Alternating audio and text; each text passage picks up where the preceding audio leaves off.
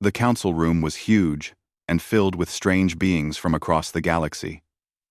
Some looked like birds, others like fish in water suits, and some were just floating crystals that glowed different colors. They all sat in their special seats, talking in their own languages while small devices translated everything into words everyone could understand. Commander Jake Morrison sat at the human table near the back. He was a tall man with short brown hair and calm eyes. He wore his military uniform, dark blue with silver buttons. His hands rested on the table in front of him, relaxed and still. He looked like he was waiting for something boring to finish, like a long meeting about nothing important. At the front of the room, Ambassador Zekthar stood up. He was from a race called the Vraxians. He had 3 eyes, all of them dark green and shiny. His body was covered in hard plates that clicked when he moved. When he spoke, his mouth made clicking sounds that the translator turned into normal words. "The Terran Federation has broken our laws," Zekthar announced. His voice was loud and proud. "Their colony on Epsilon 7 has crossed into our territory. This is not acceptable. We have tried to be patient. We have tried to talk, but the humans do not listen." The other beings in the room started making nervous sounds. Some chirped, some bubbled in their water tanks, some just glowed different colors. Wars were rare in this part of space. Most problems got solved with talking and deals, not fighting. Zekthar continued talking. "We gave the humans chances to leave. They refused. We offered to share the territory. They refused that too, so now we have no choice." He paused and looked around the room, making sure everyone was listening. "The Vraxian Dominion officially declares war on the Terran Federation." The room went completely silent. Even the translation devices seemed to stop humming for a moment. This was serious. War meant fighting. War meant ships getting destroyed. War meant people dying. The smaller, peaceful races in the room looked scared. Some started talking quickly to their home planets, asking what to do, but Jake Morrison just sat there. He did not look surprised. He did not look scared. Actually, if someone looked closely, they might see a tiny smile on his face, just the corner of his mouth turning up a little bit, like someone had told him a private joke that only he understood. A being named Venzara stood up. She looked like a tall plant with purple leaves that moved even though there was no wind. She was a diplomat, someone whose job was to keep peace. Her voice sounded worried when she spoke. "Commander Morrison," she said, turning to look at Jake. "This is very serious. The Vraxian fleet is much bigger than your ships near Epsilon 7. You must understand how dangerous this is." Jake nodded slowly. "Yes, ma'am. I understand perfectly." Another alien spoke up. This one was called Kelthrin, and he lived in a clear tank full of water. His voice came through speakers on the outside. "Then you must tell your government to leave the planet. We can help make peace. War does not have to happen. We can all talk and find a solution." The small smile on Jake's face got a little bigger. He leaned back in his chair, looking comfortable. "With respect, I do not think you understand what you are asking us to do." Zekthar's 3 eyes narrowed. He stared at Jake with something like anger. "The human speaks too much. Your people have only been in this council for 50 years. You are new here. You know nothing about real war." Jake's smile became more clear now. "Actually, that is where you are wrong. We know quite a lot about war. Probably more than anyone else in this room." He stood up slowly. When he moved, some of the nearby aliens leaned away without thinking about it. There was something about the way Jake moved that made them nervous. He walked like a cat, smooth and controlled. Like he could explode into action at any second, but was choosing not to. "I have been studying your military, Ambassador Zekthar," Jake said. His voice was calm and friendly, like he was discussing the weather. "You have 12 big warships, 46 smaller attack ships, and about 200 support vessels. Your warriors train from age 10 and serve for 15 years. You like to attack with overwhelming numbers. You have won your last 6 disputes without even fighting because everyone was too scared of your fleet. Zekthar's mouthplates clicked together fast, a sign he was annoyed. Yes, human. You did your homework. Good for you. But knowing these facts does not help you. You are still outnumbered. You still face defeat. And yet you smile. Perhaps you cannot count. Oh, I can count just fine, Jake said. His smile faded a bit, and his voice got more serious. What I do not think you can count is what you are really facing. Vensara's purple leaves rustled with distress. Commander, please.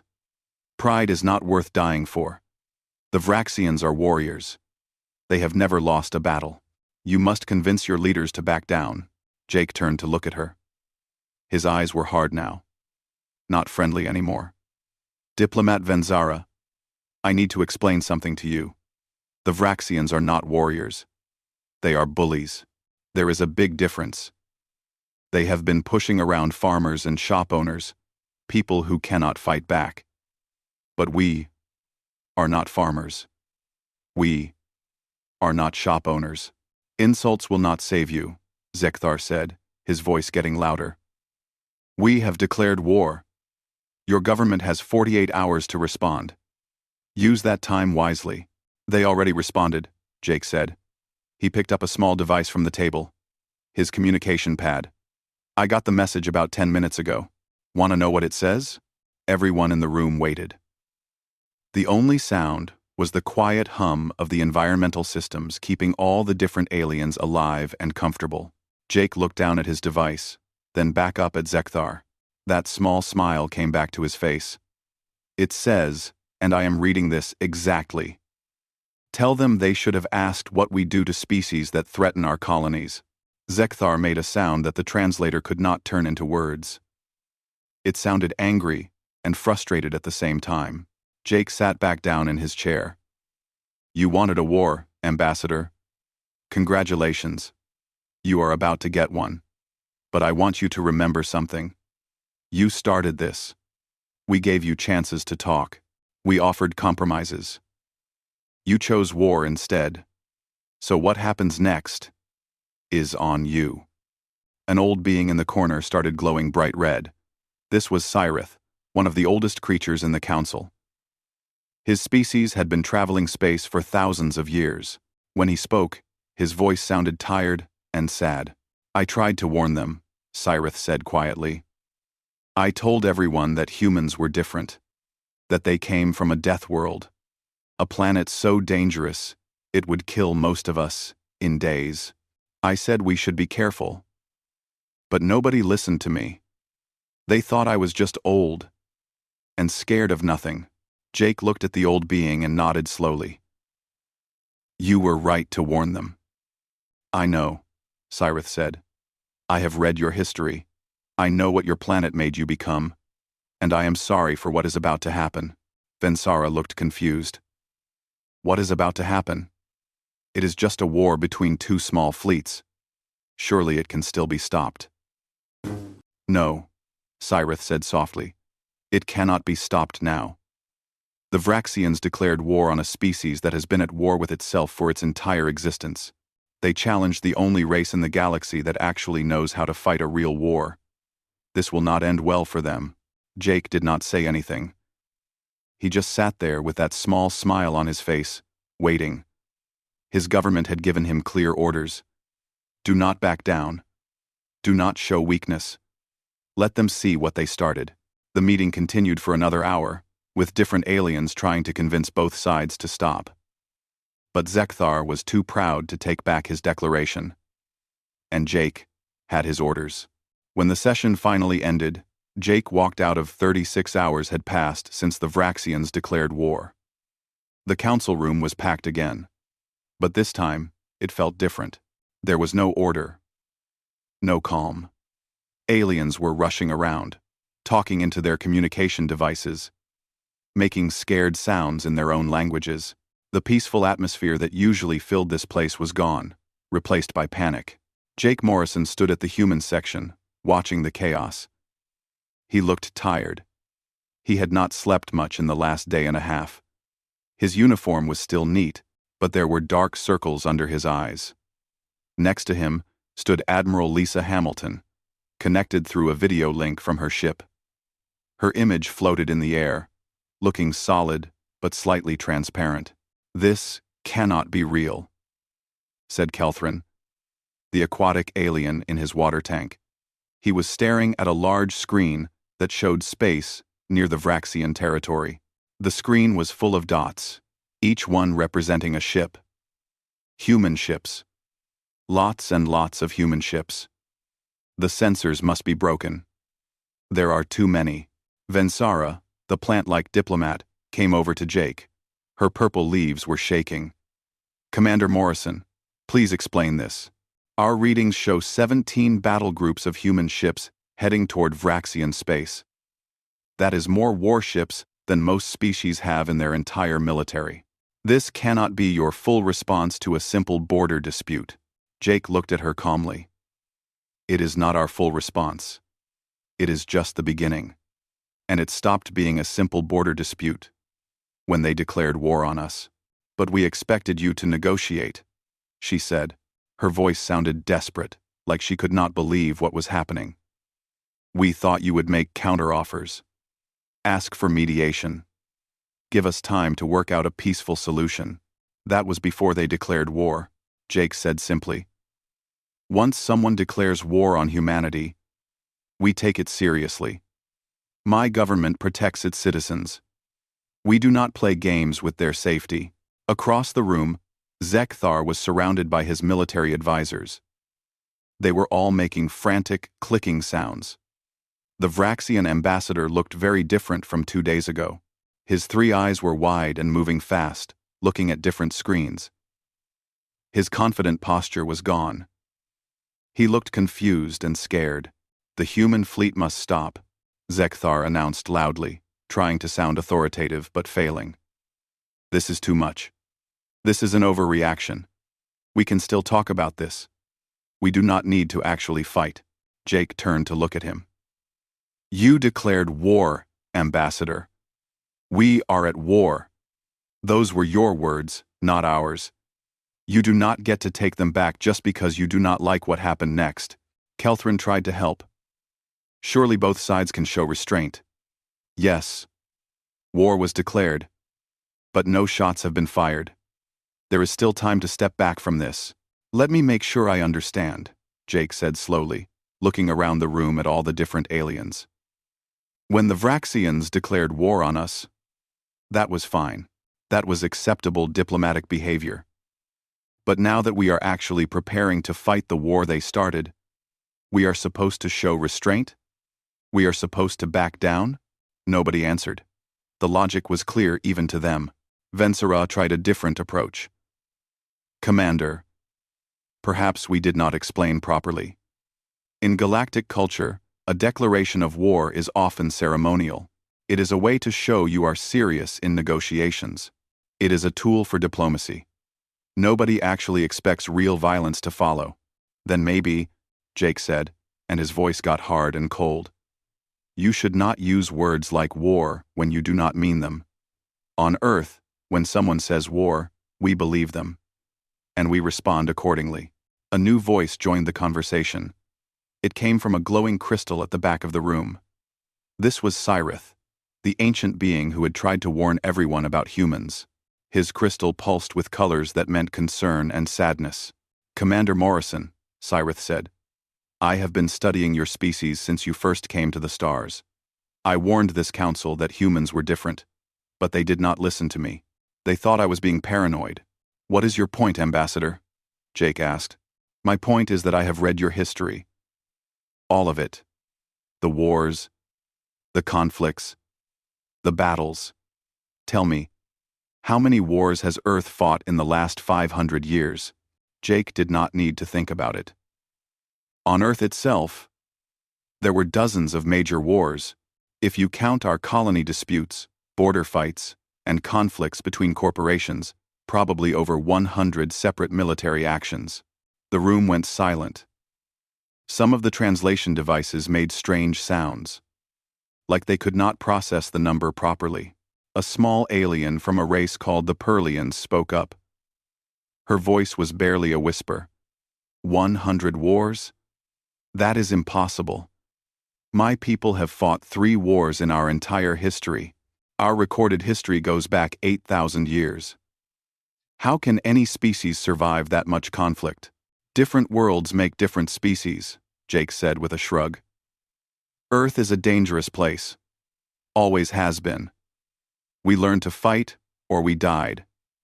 Simple as that. Zekthar's mandibles were clicking rapidly, a sign of extreme stress. How has your species not destroyed itself? That much warfare should have ended your civilization. We have come close a few times, Jake admitted. He sounded almost casual about it. We nearly wiped ourselves out at least twice. But we always found a way to survive, usually by finding someone else to fight before we finished destroying each other. Before you, we mostly fought each other. This is actually the first time in about 200 years that we have had an outside threat to unite against. Admiral Hamilton added her thoughts. Our military command is actually quite excited about this. We have been training for large-scale combat for generations. Our officers study battles they thought they would never fight. Our strategists plan for scenarios they assumed would never happen. And now someone has actually challenged us to a real fight. Yes, they are excited. Excited about war. Venzara sounded horrified. What kind of species gets excited about violence and death? Venzara. Venzara. Venzara. The kind that has been preparing for it their whole existence, Lisa said. Look, we do not enjoy killing. We do not want people to die.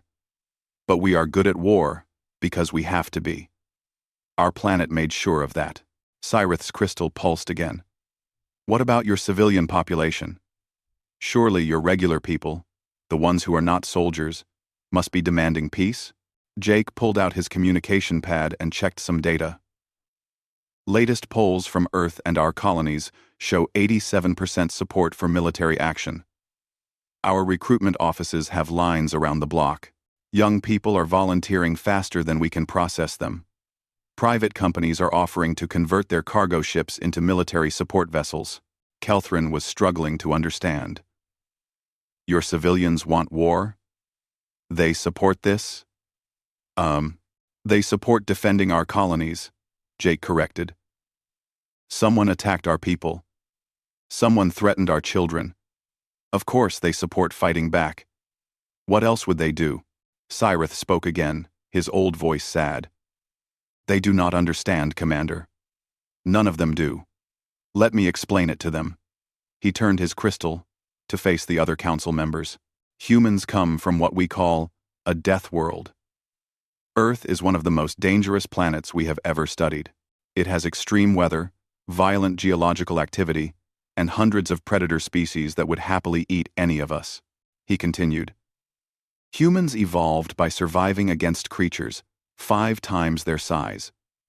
They learned to use tools by hunting animals that could kill them easily. They learned to work together by fighting wars against each other for thousands of years before they even invented electricity. They are survivors. They are fighters. It is in their very nature. Numb. A Vraxian military advisor ran up to Zekthar, looking panicked. Ambassador, our scouts near the border are sending new reports. The human fleet has deployed weapon platforms we have never seen before. The energy readings are extreme. How extreme? Zekthar demanded. They appear to be atomic weapons, sir. Nuclear devices. Multiple warheads per platform. The yield estimates are in the megaton range. The council room exploded with noise. Every alien started talking at once. Atomic weapons were considered barbaric, something that primitive species used before they became civilized. Most races had stopped using them thousands of years ago. You brought atomic weapons to our border? Zekthar roared at Jake. His 3 eyes were blazing with anger and fear. You declared war on us, Jake said again, his patience clearly wearing thin. What did you expect? That we would show up with harsh language and stern looks? Vensara was almost in tears, her leaves drooping. There must be rules. There must be limits on what weapons can be used. This is not civilized. We are following the Terran rules of engagement, Jake said firmly. Every weapon we deploy is authorized under our military code. Would you like me to send you a copy? I mean civilized rules, she protested. Rules that the rest of the galaxy follows. Jake's expression hardened. These are our civilized rules, diplomat. We wrote them, after careful consideration of what is necessary to protect our people. If you want to see our uncivilized approach to warfare, keep pushing. But I do not think you would like that very much. More data was coming in now. The screens around the council room were updating constantly, showing the movement of human ships. They were not just approaching Vraxian space anymore. They were surrounding it, setting up blockades, cutting off escape routes. This is impossible, a Vraxian tactical officer said, staring at the displays. No fleet this large should be able to coordinate so precisely. They are moving too fast, working together too well. We practice, Admiral Hamilton said simply. Every battle group trains together at least 4 times a year. We run combat simulations constantly. Our officers have been preparing for exactly this kind of operation their entire careers. This is what we do. Zekthar was conferring desperately with his advisors. When he spoke again, all the pride was gone from his voice. Perhaps we were hasty. Perhaps we can discuss a ceasefire while we work out our differences. A ceasefire, Jake said slowly. Not a surrender? We are still a proud warrior race, Zekthar said, but he sounded uncertain. We can. The emergency council meeting had been going for 6 hours straight. Jake Morrison sat at the human table, drinking his 4th cup of coffee. Around him, aliens were having what could only be described as panic attacks. Different species showed stress in different ways. The plant-like ones had leaves turning brown. The aquatic ones were making bubbles frantically. The crystal beings were flashing colors so fast it hurt to look at them. Admiral Lisa Hamilton was still connected through her video link. She looked calm and professional, but Jake could see the tension in her shoulders. She had been in combat before. She knew what was coming. A new person appeared on the human communication screen. This was Greg Patterson, the Secretary of Defense for the entire Terran Federation. He was an older man, with gray hair and sharp eyes. He looked like someone who had seen a lot in his life and was not easily impressed. Apologies for my late arrival, Patterson said, though he did not sound sorry at all. I have been in briefings with our military command. They asked me to share some information with the Council. And what information is that? Cyrith asked. The old crystal being's voice was tired. First, Patterson said, I want to be very clear about something.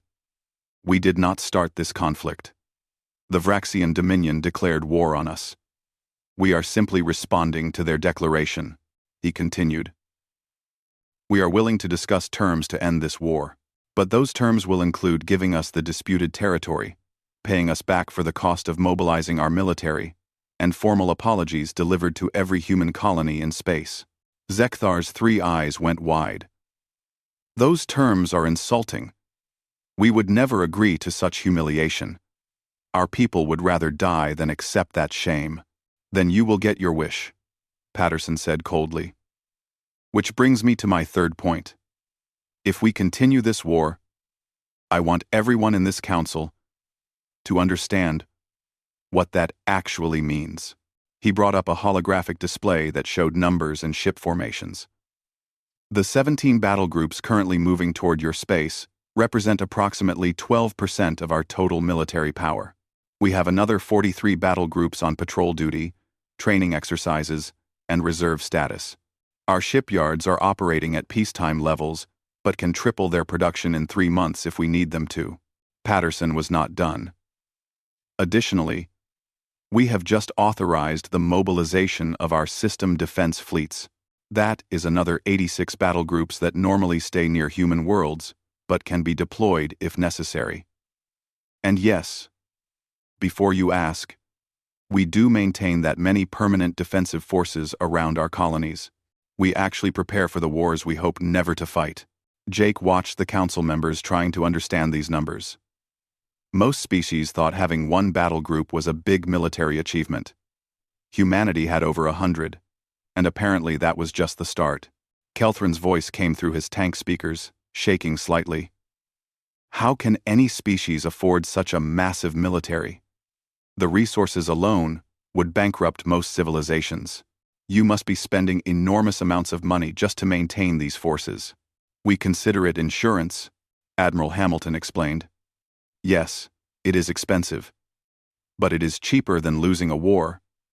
Much cheaper than losing colonies. And definitely cheaper than losing our people. A small Perlian delegate stood up, her tiny body trembling. What you are describing is not a normal society.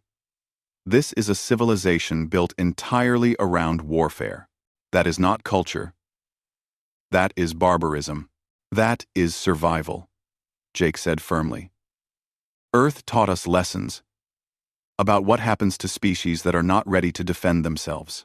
Those lessons are written in the bones of every creature that went extinct because it was not strong enough, not smart enough, not mean enough to survive.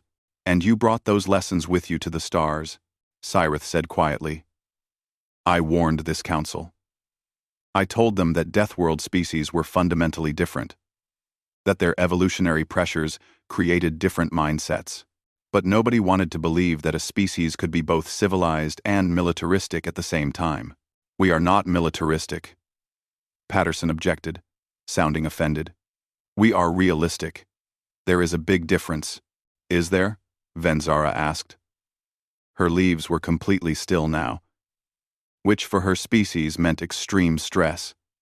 You speak of peace, but you prepare for war.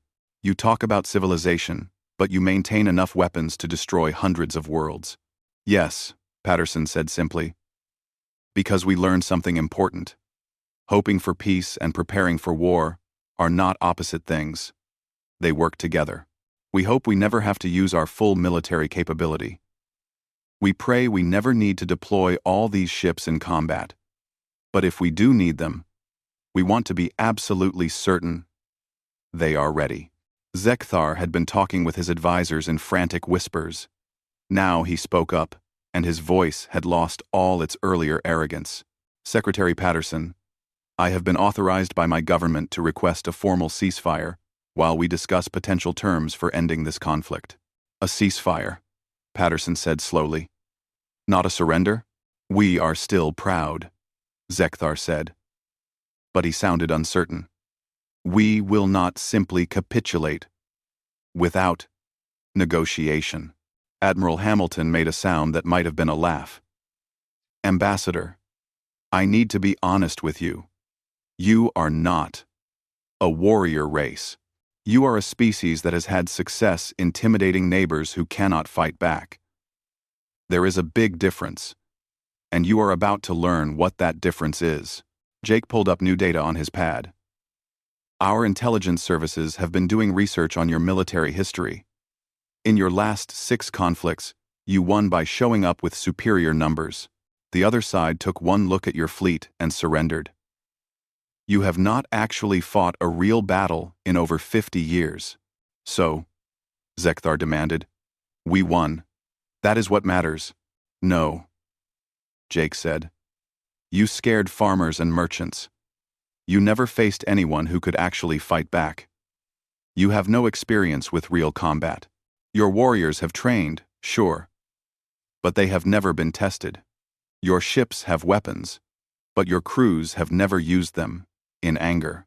Your commanders have studied tactics, but they have never had to adapt those tactics when an enemy shoots back. He stood up and walked closer to the Vraxian section. Want to know what our youngest combat officer has on their record? Real battle experience. Want to know what our training includes? Live fire exercises where mistakes can actually kill you. Want to know what our ships are designed for?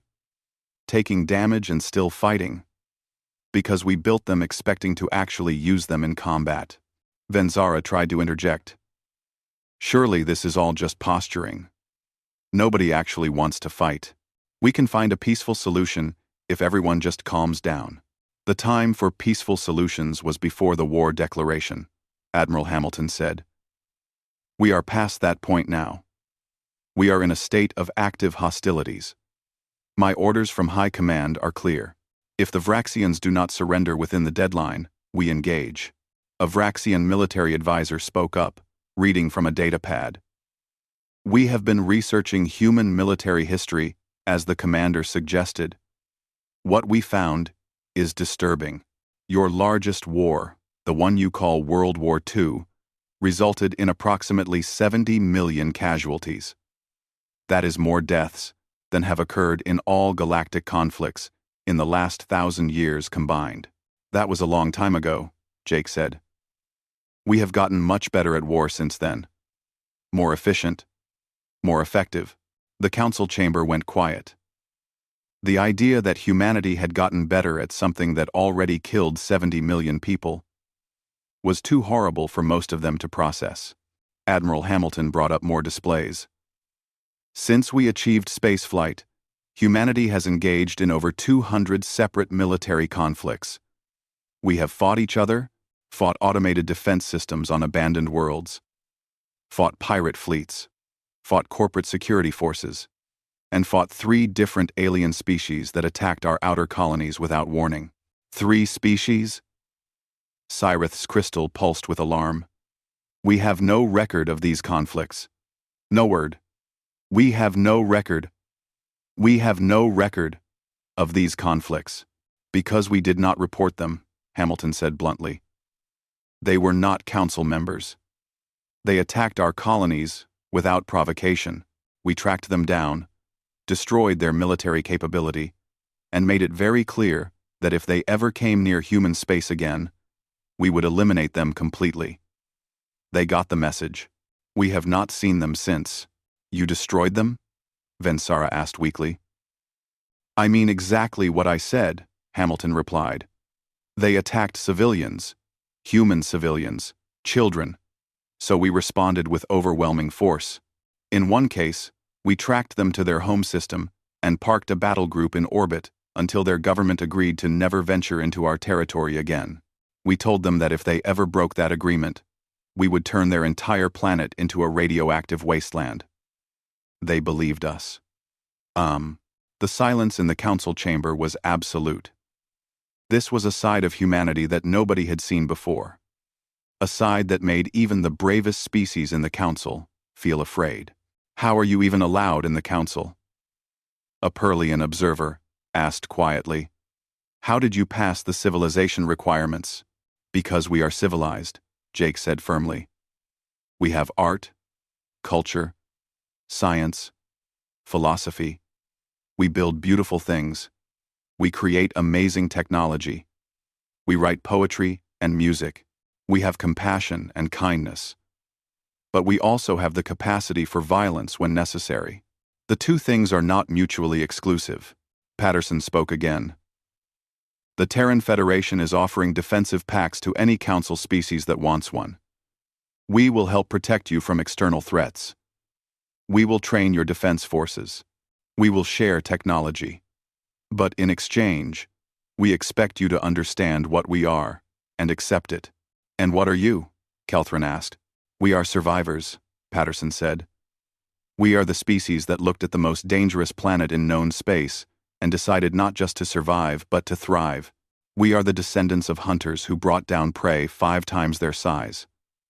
We are the children of warriors who fought each other for thousands of years. We are humans, and we protect our own. Zekthar looked at his advisors one more time. Finally, he spoke. My government needs time to consider its options. The ceasefire had lasted exactly 72 hours. For 3 days, diplomats from across the galaxy worked non-stop trying to create a peace agreement. They talked and argued and negotiated. The humans presented their terms clearly. The Vraxians tried to bargain. Other species tried to find middle ground. Then everything fell apart. Jake Morrison was in his quarters, finally trying to get some sleep, when his communication device started making urgent alarm sounds. He sat up immediately, his military training kicking in. He grabbed the device and read the message that was coming through. His face went pale. Then it went hard, like stone. 3 minutes later, he was running through the corridors toward the council chamber. Other humans were running too, all heading to the same place. When Jake burst through the doors, he saw Admiral Hamilton's hologram already active. Her face looked like she wanted to kill someone. "What happened?" Jake demanded. "The Vraxians attacked Epsilon 7, Admiral Hamilton said. Her voice was controlled, but Jake could hear the rage underneath. "They sent a strike team during the ceasefire. Hit a residential sector. Initial reports say over 3,000 dead. Thousands more wounded." Jake felt something cold settle in his stomach. "They attacked civilians? During a ceasefire?" "Yes." Other council members were arriving now, all of them looking confused and scared. Venzara appeared, her leaves already turning brown with stress. "What is this emergency? Why have we been called?" Jake did not answer her. He was already connecting to Secretary Patterson. When the Defense Secretary's face appeared on the screen, Jake could see that he already knew. Everyone on Earth knew by now. "The colony on Epsilon 7 was attacked," Patterson said, his voice flat and emotionless in that way people get when they are too angry to show emotion. "Residential Sector 4 was destroyed. 3,417 confirmed dead so far. Another 12,000 wounded. The death count is still rising." Around the council chamber, aliens were checking their own information sources. Slowly, the news was spreading. The peaceful species looked horrified. The warrior species looked shocked. Everyone looked scared. Zekthar appeared on his communication screen. For the first time since Jake had met him, the Vraxian ambassador looked genuinely terrified. His 3 eyes were moving frantically, his mandibles clicking so fast it sounded like static. "This was a mistake," Zekthar said immediately. "A terrible mistake. A rogue military commander acted without authorization from the central government.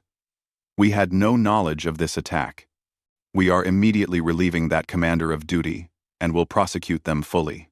"Does not matter," Patterson said. His voice was ice cold now. "Your forces, your responsibility, your ships, your weapons, your people who pulled the trigger. We are willing to pay compensation," Zekthar said desperately. "We will accept full responsibility for this tragedy. We will make reparations. We will do whatever is necessary to make this right." "Too late," Admiral Hamilton said.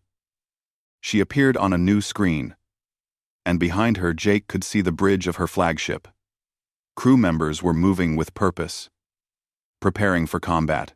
You had a ceasefire. You had peace terms on the table. You could have ended this without anyone dying. Instead, you chose to attack civilians, to attack children. She paused, and when she spoke again, her voice was sharp enough to cut. "The gloves are off." "What does that mean?" Kelthrin asked. His water tank was sloshing as he moved nervously inside it. "It means," Jake said quietly, "my government just authorized unrestricted warfare against the Vraxian Dominion. No more proportional response. No more limited engagement. No more holding back. Full military commitment." The council chamber exploded into noise. Aliens were screaming into their communication devices, calling their home governments, trying to understand what was about to happen. Some were crying. Some were praying in their own languages. All of them were afraid. Cyrith's crystal pulsed with a steady, sad light. "Commander Morrison, what does full military commitment mean in human terms?" Jake looked at the ancient being. His face was serious and tired. "It means we are going to show the entire galaxy what Death Worlders do to species that murder our children." Over the next 6 hours, the council watched something they had never seen before. The human military, which had been moving carefully and cautiously before, suddenly exploded into action. The 17 battle groups, that had been slowly advancing toward Vraxian space suddenly accelerated to maximum speed. They were no longer being cautious. They were not worried about showing restraint. They were moving like predators who had spotted prey. But that was just the beginning. New contacts, a Perlian sensor operator announced. Her voice was shaking so badly her translator had trouble rendering it. Emerging from slip space. Human signatures. Military configuration. By all the stars, there are hundreds of them. Admiral Hamilton's smile was cold and hard. That would be the reserve fleet. We keep them in deep storage during peacetime. Older ships, yes. But perfectly functional for what we need them to do. How many ships? Venzara asked. Her voice was barely a whisper. 432 capital ships, Hamilton said. Plus their support vessels, carrier groups, and supply trains. We built them during the last major threat assessment 20 years ago, and kept them in reserve. Just in case. Kelthrin was struggling to understand. You built over 400 military vessels and just stored them? The resources that would require. The cost? Most civilizations could not afford that, even if they wanted to. We consider it necessary, Secretary Patterson said. He had joined the conversation now, coordinating with the military commanders. It is like having insurance. You hope you never need it. But if you do need it, you are very glad you have it. Jake was watching the tactical displays. The screens were filling up with icons representing human ships.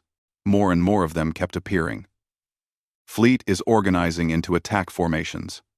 Looks like Admiral Kate Chen is taking overall command. Chen, Cyrith said slowly. I know that name. She is the officer who wrote the tactical manual on orbital siege warfare. Among other things, Jake confirmed, she has 40 years of active military service. She has participated in 37 separate combat operations. She is probably the most experienced combat commander in the entire Federation. 37 battles? Zekthar sounded like he could not breathe properly. How old is this admiral? Ow. Ow. Ow. 63 years old, Jake said. And before you ask, we have officers who are twice her age still in active service. When your species actually fights wars regularly, you build up a lot of experienced personnel. The tactical displays kept updating. The human fleet was not just approaching Vraxian space anymore. They were surrounding it, cutting off every possible escape route, establishing blockades around every Vraxian colony world. It was like watching a net close around a fish. This is impossible, a Vraxian military advisor said. He was staring at the screens with his mouth hanging open. They are moving too fast, coordinating too well. No fleet this large should be able to operate with such precision. We have had 300 years to practice, Admiral Hamilton said. We run massive fleet exercises 4 times a year. Every battle group trains together constantly. Our commanders have been preparing for exactly this kind of operation their entire careers. This is what we are built for. A new face appeared on the communication screens. It was Admiral Kate Chen herself. She was a small woman, not much over 5 feet tall. Her hair was gray and cut very short. Her eyes looked tired, like she had seen too much violence in her life. But when she spoke, every human in the council chamber immediately stood at attention.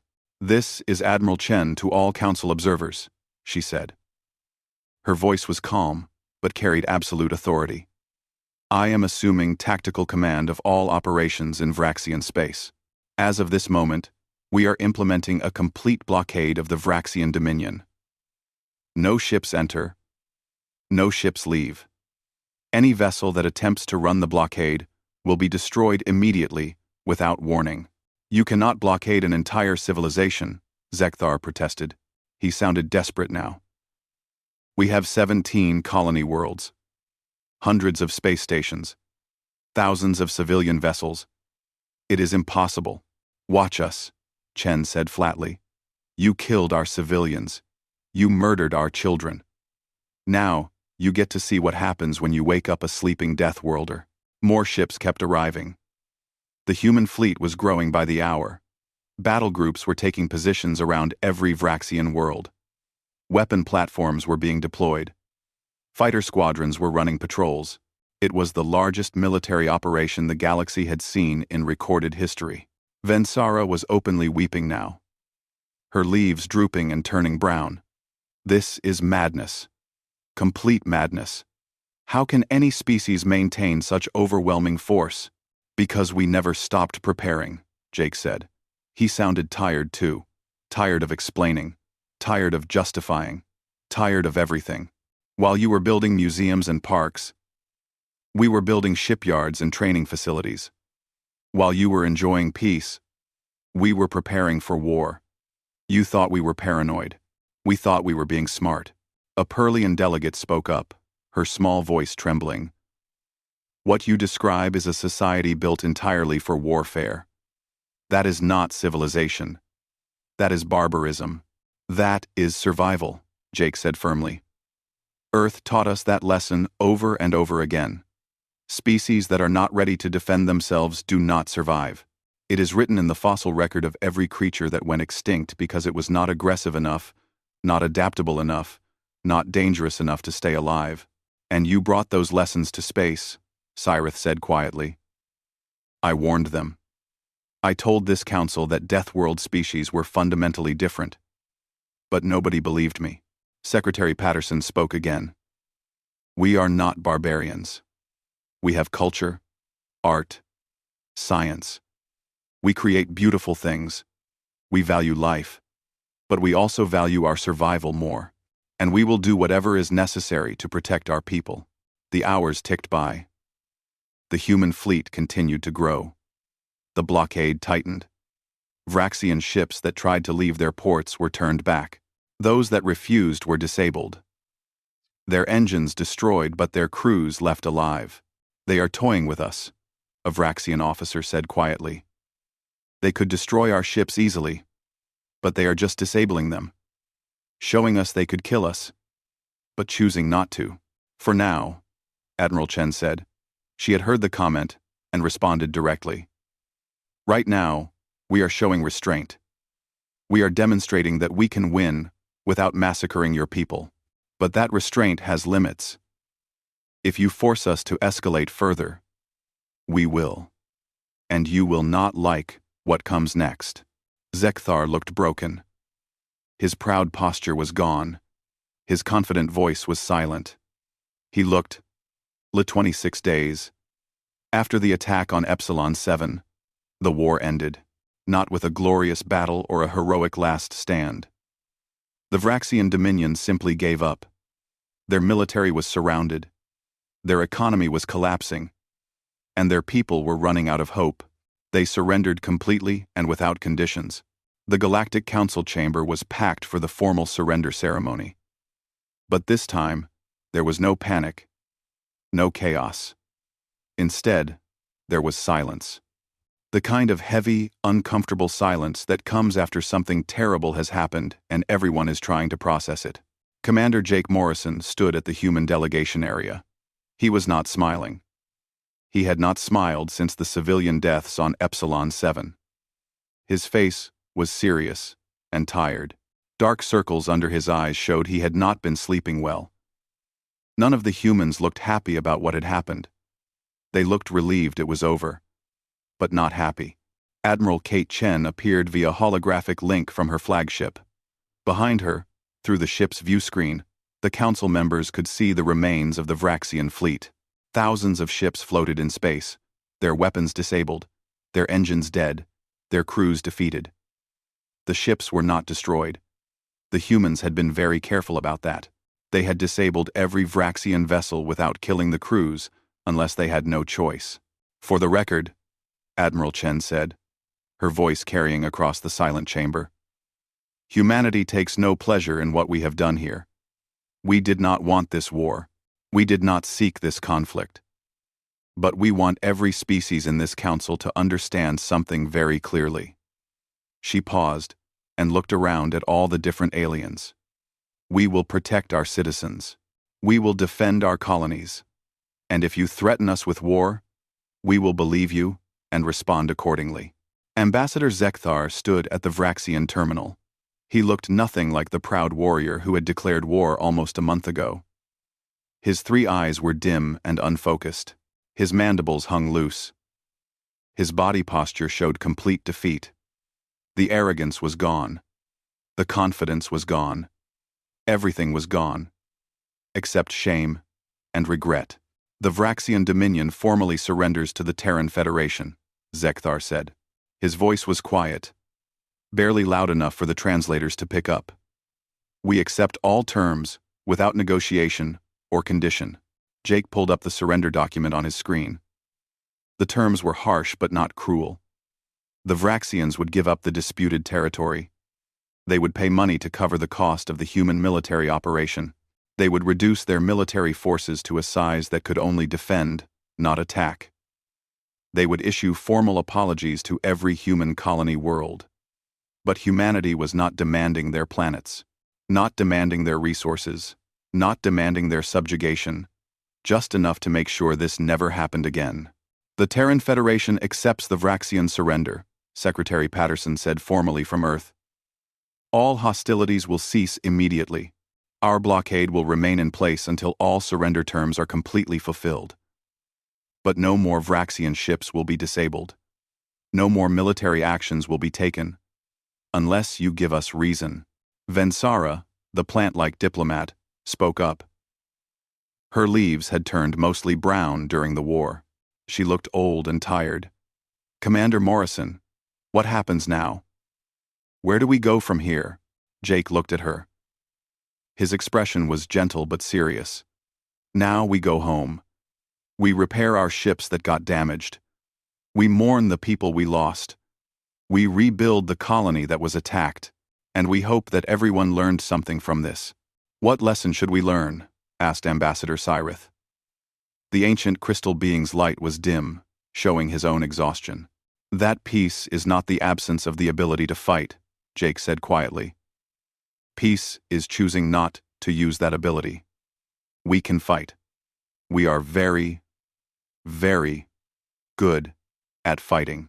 Our history proves that. Our actions these past weeks prove that. But we would rather not fight. We would rather build things. Explore new worlds. Create art and science. Make friends across the galaxy. But if you force us to fight, we will not hold back. Admiral Hamilton appeared next to Admiral Chen's hologram. The Terran Federation will be maintaining a permanent military presence in this sector of space. Not as conquerors. Not as occupiers. But as peacekeepers. We are also offering defensive pacts to any council species who want our protection. Kelthrin, the aquatic alien, moved in his tank nervously. Why would you offer to defend other species? What do you gain from that? We gain neighbors we do not have to fight, Admiral Hamilton replied. Look, we know what we are. We know our history. We know that our evolution on Earth made us aggressive and competitive. We know we have a talent for violence that makes most species uncomfortable. But we also know that the best way to prevent wars is to make absolutely certain that everyone understands the cost of starting one. A Perlian observer spoke up timidly. But you are so dangerous. How can we trust you? How do we know you will not turn on us next? Because we choose not to, Jake said firmly. That is the whole point. Yes, we are dangerous. Yes, we come from a death world that would kill most of you in days. Yes, our entire history is full of violence and warfare. But we chose to be civilized. We chose to join the Galactic community. We chose to follow the Council's rules and laws. That choice matters. Over the next several hours, the Council worked through all the formal procedures for ending the war. Treaties were signed electronically. Reparation schedules were agreed upon. Plans for future human-Vraxian relations were established. It was boring, technical work, but it was necessary. But the real conversations were happening in smaller groups.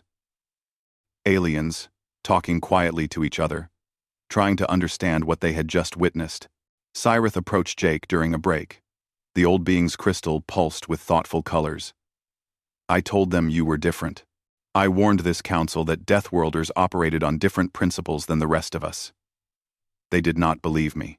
You were right to warn them, Jake admitted. We are different. Earth made us different. You know our planet's history. You studied it. Yes, Cyrith said. A world of extremes. Violent weather. Unstable geology. Aggressive predators everywhere. Most species would have gone extinct on Earth. But humans thrived. We did more than thrive, Jake said. We conquered the planet. We eliminated or dominated every other species that competed with us. We spread across every environment, from frozen tundras to burning deserts. And then when we ran out of other species to fight, we turned on each other for thousands of years. And yet you also create beauty. Cyrith observed. Your music moves me, even though we are completely different species. Your art makes me think. Your literature explores ideas I never considered. You are capable of remarkable compassion. We are complicated, Jake agreed. We can be your best friend or your worst enemy. Usually the choice is up to the other person. The Vraxians chose to be our enemy. They got what they asked for. Venzara joined them, her brown leaves trembling slightly. Commander, many species are very frightened now. They have seen what humanity is capable of when provoked. How can we move forward? How can we build trust? The same way species have always built trust, Jake said. Through diplomacy, through trade, through cultural exchange, through working together on common problems. The only difference is now everyone knows what the stakes are if diplomacy fails. That is not very reassuring, Vensara said sadly. It is not meant to be reassuring, Jake replied. It is meant to be honest. We are not going to pretend to be something we are not. We are Deathworlders. We are survivors who learn to fight or die. We are warriors when we need to be. But we are also scientists, artists, explorers, and diplomats. You get the whole package. Not just the parts that make you comfortable. Secretary Patterson spoke to the entire council. I want to address something directly. Some of you are afraid of us now. That is understandable. What you saw these past weeks was frightening, but I want you to understand something important. We did not enjoy this. We did not want this. Every human death on Epsilon 7 hurt us. Every Vraxian ship we had to disable made us sad. War is terrible even when you win, he continued. But we will not apologize for defending ourselves. We will not apologize for being good at survival. Our planet made us this way. We cannot change our nature, but we can choose what we do with it. And we choose civilization. We choose cooperation. We choose peace whenever possible. A week later, Jake Morrison was packing his personal items in the human delegation office. His assignment as military attaché to the council was ending. He would return to active duty with the fleet. A new officer would take his place, someone who would handle the new reality of human-galactic relations. A message came through on his personal communication device. It was from Admiral Chen. Jake read it carefully. The war is over, but our real work is just beginning. You showed them what we are capable of. Now we have to show them who we choose to be. We are more than just dangerous predators with advanced technology. We are people who chose civilization, even when our instincts pull us toward conflict. That choice, that constant decision to be better than our base nature, is what truly makes us special. Do not let them forget that we make that choice every single day. Jake looked out the viewport at the council station. Ships from dozens of species floated nearby. In the distance, he could see human vessels on patrol, keeping the peace that had been bought with so much effort and cost. His replacement arrived. Her name was Carrie Webb, a young diplomatic officer who looked nervous. She had watched the war from Earth and now had to step into Jake's role. Do you have any advice? Carrie asked. Jake thought carefully before answering. Be honest about what we are. Do not apologize for our nature, but do not celebrate it either. We are humans. We come from Earth. That makes us dangerous, yes. But it also makes us capable of amazing things. Show them both sides. Show them we can be trusted, even though we are dangerous. Maybe especially because we are dangerous and choose not to use it. And if someone else declares war? Carrie asked quietly. Then we fight again, Jake said simply. But we fight smart. We fight with purpose. And we make absolutely certain that everyone understands we did not want the fight. That we gave them every chance to back down. That war was their choice, not ours. As Jake left the council station for the last time, he thought about how everything had changed. The galaxy had seen humanity's peaceful side for 50 years. They had assumed that was all humans were. They had forgotten, or never understood, that peace was something humans chose actively. Every single day, humanity decided not to use its capacity for violence. That choice could be unmade if someone pushed hard enough. The Vraxians had pushed. They had declared war thinking it was just a negotiating tactic. They had attacked, thinking humans were soft. They had killed civilians thinking the 6 months had passed since the Vraxian surrender. The Galactic Council had changed in ways nobody could have predicted. The peaceful species who once dominated council discussions now spoke more quietly, more carefully. The aggressive species who had bullied smaller neighbors were suddenly very polite. And humanity, once seen as newcomers who did not understand galactic politics, was now treated with a mixture of respect and caution. Jake Morrison had returned to Earth for a month of leave after his assignment ended. He spent time with his family, walked in parks, ate at his favorite restaurants. He tried to relax and forget about the war, but the memories stayed with him. The faces of the people who died on Epsilon 7. The Vraxian ships they had disabled. The fear in Zekthar's eyes when he realized what he had started. Now Jake was back in space, but not at the council station. He was aboard the Defiant, Admiral Hamilton's flagship, serving as her strategic advisor. The ship was on patrol near the former disputed zone, making sure the peace held. Commander Morrison to the bridge, the ship's communication system announced. Jake put down the report he was reading and headed up. When he arrived, Admiral Hamilton was standing at the main view screen, looking at something in the distance. "We have visitors," she said, without turning around. Jake looked at the screen. 3 ships were approaching. Small vessels, not military. Their identification signals showed they were from the Perlian Confederacy, one of the smallest and most peaceful species in the Council. "They are requesting permission to come aboard," the communications officer reported. "They say they have a proposal they want to discuss in person." Admiral Hamilton glanced at Jake. "What do you think?" "The Perlians have never caused trouble," Jake said. "They are genuinely peaceful. If they want to talk, we should listen." "Agreed. Grant them permission." An hour later, Jake and Admiral Hamilton sat in a conference room with 3 Perlian delegates. The Perlians were small, barely 3 feet tall, with soft fur and large eyes. They looked nervous being aboard a human warship, but also determined. The leader of their group was named Sayla. She spoke in a quiet, gentle voice. "Thank you for seeing us, Admiral Hamilton." "Commander Morrison, we know you are busy maintaining the peace. What can we do for you?" Hamilton asked politely. Sayla hesitated, then spoke. "We want to request a defensive pact with the Terran Federation. We want human protection. We want human protection. We want human protection." Jake was not entirely surprised. Several species had made similar requests since the war ended. "May I ask why?" "The Perlian Confederacy has never faced military threats before. That is because we always gave bullies what they wanted," Sayla said quietly. "The Vraxians demanded territory. We gave it. The Crescian Empire wanted trade advantages. We agreed. We have been pushed around for generations because we have no military, no way to defend ourselves," she continued, her voice getting stronger. "But watching what happened with the Vraxians taught us something. We saw how humanity defended its colonies, how you protected your people even against a larger force. We want that kind of protection.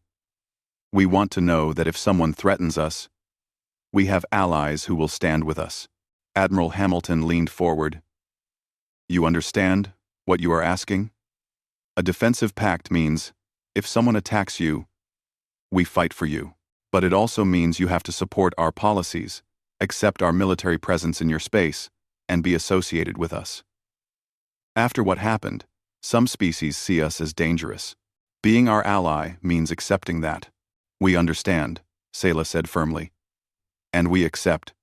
Frankly, after seeing what you did to the Vraxians, we would rather be your friends than your enemies. And we believe you when you say you only fight when necessary. Jake spoke up. What changed your mind? The Perlian Confederacy has always advocated for pure pacifism. We still do not want to fight, Sayla said. We still believe peace is better than war. But we have learned that peace requires strength. Not our strength, perhaps, but the strength of allies who will protect us. You humans have that strength. And more importantly, you have shown you can be trusted with it. End quote. The defensive pact was signed 2 weeks later. It was the first of many. Over the next few months, 7 more species requested similar agreements. Not all of them were small or weak. Some were mid-sized civilizations that simply recognized they could not match human military capability and decided it was smarter to be allies than rivals. Meanwhile, the Vraxian Dominion was changing. The government that had declared war was gone, replaced by leaders who understood the new reality. They were following the surrender terms exactly, reducing their military, paying reparations, reforming their society. Jake had not expected to ever speak with Zekthar again. But one day, a message arrived requesting a private conversation. After checking with his superiors, Jake agreed. Zekthar appeared on the communication screen. He looked different, older somehow, though only months had passed. His 3 eyes were clearer now, more focused. Commander Morrison, thank you for agreeing to speak with me. Our ambassador, Jake said politely. What can I do for you? I wanted to apologize, Zekthar said simply. Not officially. Not for the record. Personally. I was arrogant. I was foolish. I thought I understood warfare because I had studied it academically. I did not understand what real war meant until it was too late. Jake was quiet for a moment. Apology accepted. For what it is worth. I wish things had gone differently too. I have a question, if you will permit it. Zekthar said. Your species clearly has the power to conquer much of the galaxy. You could have demanded our complete surrender, taken our worlds, enslaved our people. But you did not. Why? Because that is not who we are, Jake said. Yes. We can fight. Yes. We are good at it. But we do not conquer for the sake of conquest. We fight to protect our people, and then we stop.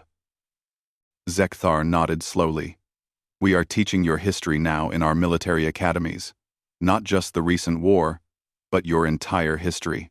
We want our future leaders to understand what real warriors look like, and to understand the responsibility that comes with power.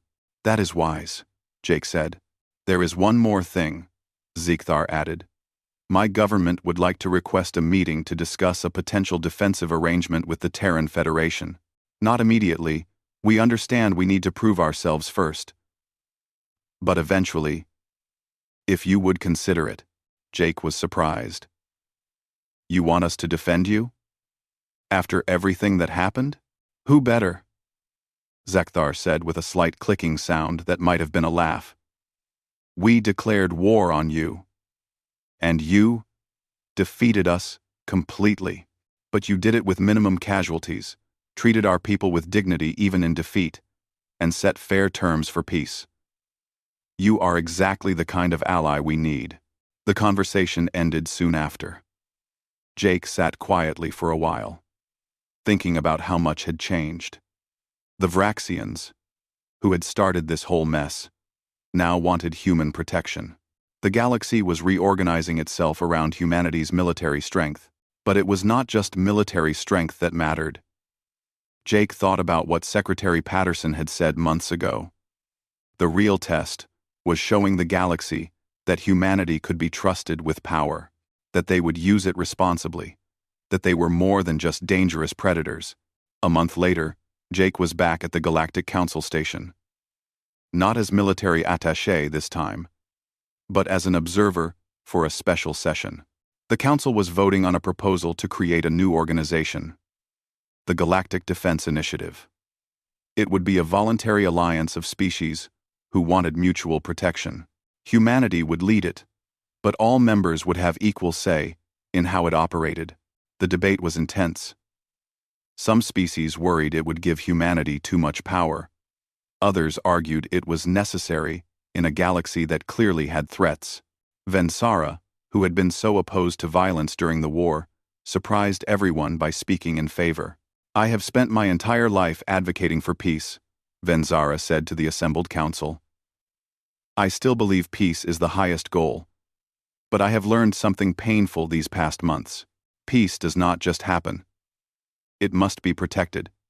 And sometimes, the best way to protect peace is to make war too costly for anyone to start," she continued, her leaves now healthy and green again. "Humanity has shown us they can be trusted with military power. They fought only when attacked. They used minimum necessary force. They treated defeated enemies with dignity. They are not conquerors. They are defenders. And I believe we need defenders." The vote was close, but the proposal passed. The Galactic Defense Initiative was born. 12 species joined immediately, including the Perlians, several aquatic civilizations, and surprisingly, 2 former Vraxian colony worlds that had become independent. Jake watched from the observation area.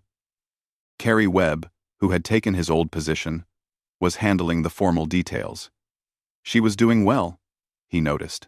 She had found the right balance between showing strength and building trust. Admiral Chen sent him a message during a break. "Congratulations, Commander. This was what we hoped for. Not fear, but respect. Not domination, but cooperation," Jake wrote back. "It is a start, but we have to keep proving ourselves every day.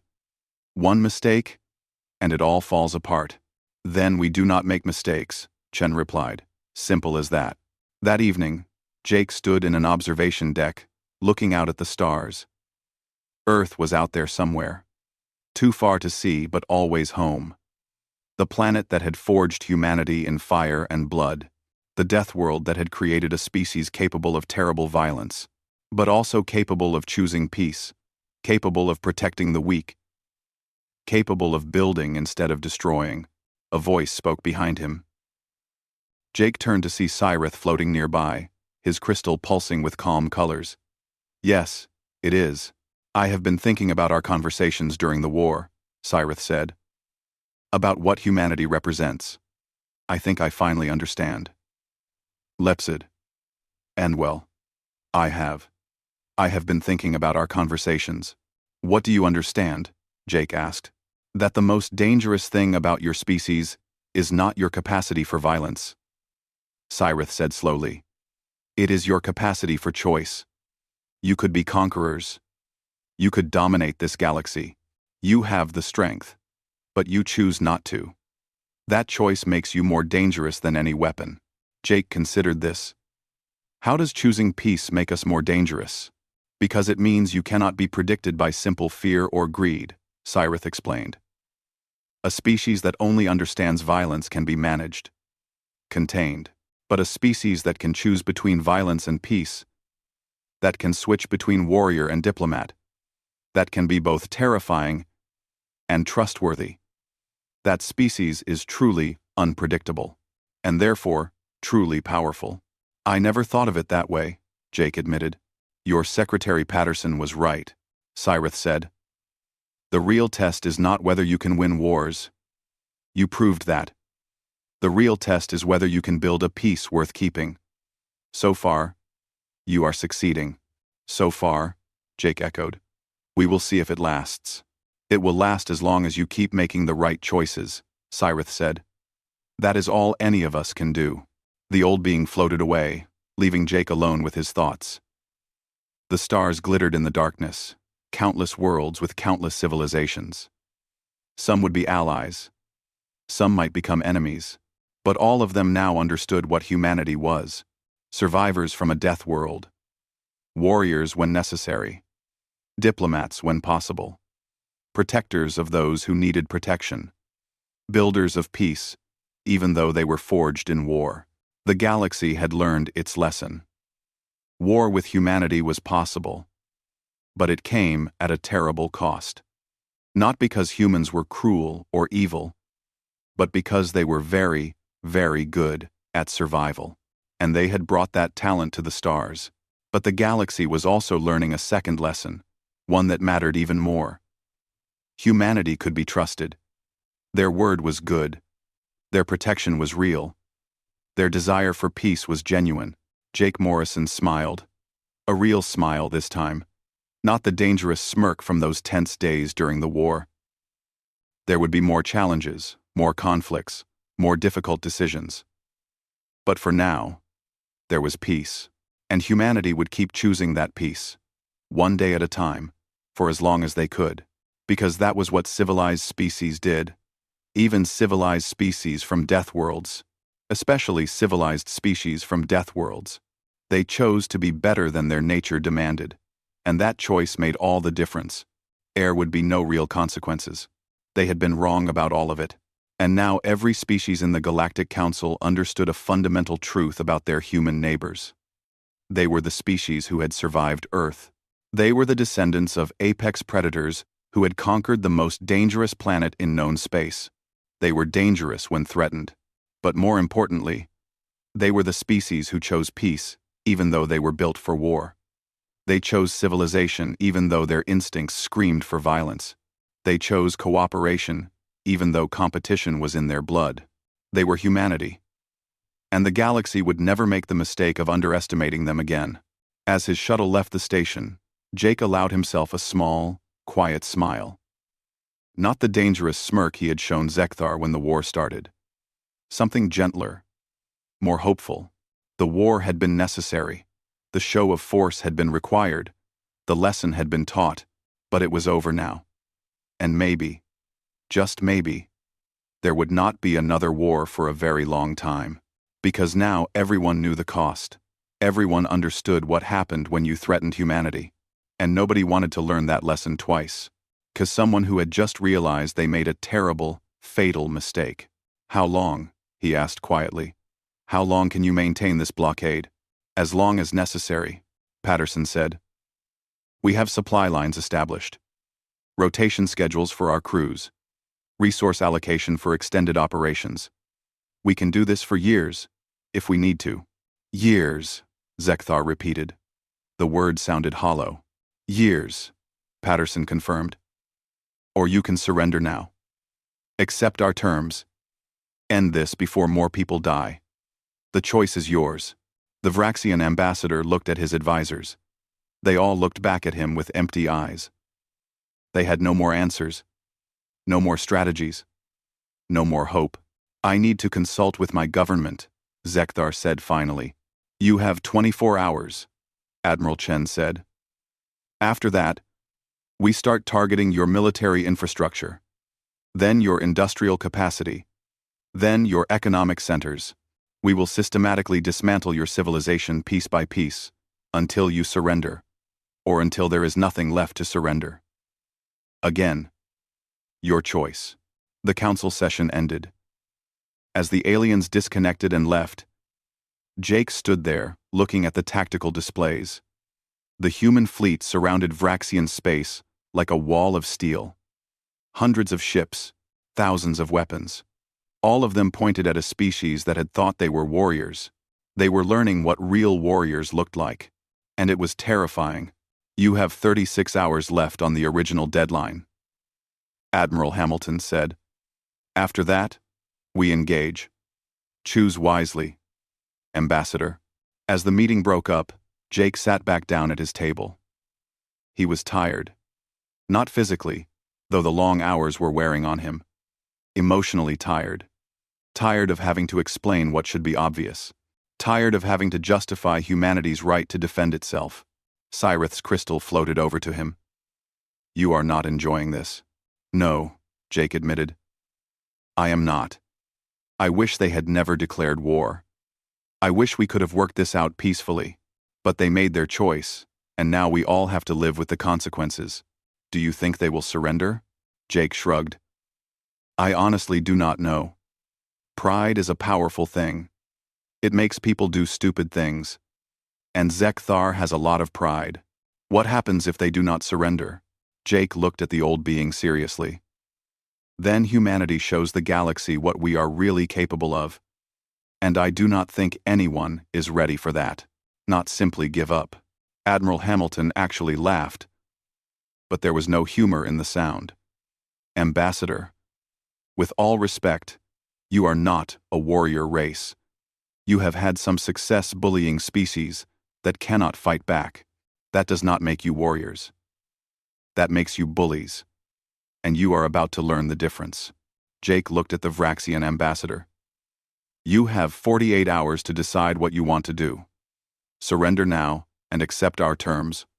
Or wait and see what happens when human forces actually engage in combat. Your choice. The council session ended in confusion and fear. As the various aliens disconnected and left the chamber, Jake stood there watching them go. Lisa's hologram flickered beside him. Think they will surrender? She asked quietly. Maybe, Jake said. If they are smart. But pride makes people stupid. We will see. And if they fight? Jake's expression was grim. Then the galaxy is about to get a very expensive education about what happens when you threaten humanity. E-Council room. Other humans were waiting for him in the hallway. One of them, a woman named Lisa Hamilton, who was an admiral, looked at him with raised eyebrows. How bad is it? She asked. Jake shrugged. They declared war. Command is mobilizing the fleet. Should be an interesting couple of weeks. Think they will surrender before we have to actually fight? Maybe, Jake said. If they are smart, they will back down as soon as they see what is coming. If they are stupid, well, then we teach the whole galaxy a lesson about why you do not threaten humanity. Lisa nodded. Either way, this changes everything. The council species think we are soft because we have been peaceful. They are about to learn that we choose peace. We are not forced into it. Exactly, Jake agreed. Come on, we have a lot of work to do. As they walked away, neither of them looked worried. They looked ready. Because unlike everyone else in the council, humans knew what war really meant. And they were very, very good at it.